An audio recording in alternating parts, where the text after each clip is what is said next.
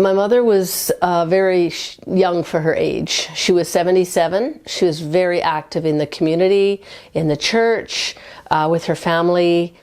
My mother was coming home from doing volunteering, and she had been downtown at the missions, and she just stepped off the bus, stop she'd been at many times before, and crossed at the street at a spot that she had crossed many times before.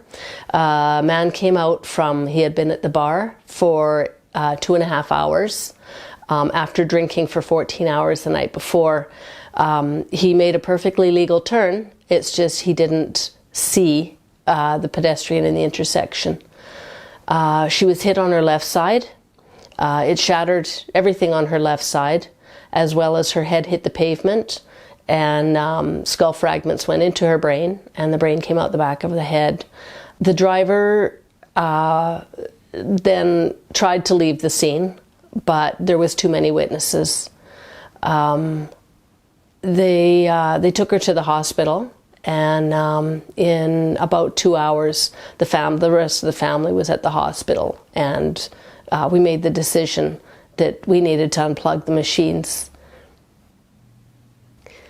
because we didn't want her just lying in a bed, and she wouldn't have wanted to do that. I sure wouldn't have wanted to. So while it was a difficult decision to make to let her go, it was necessary.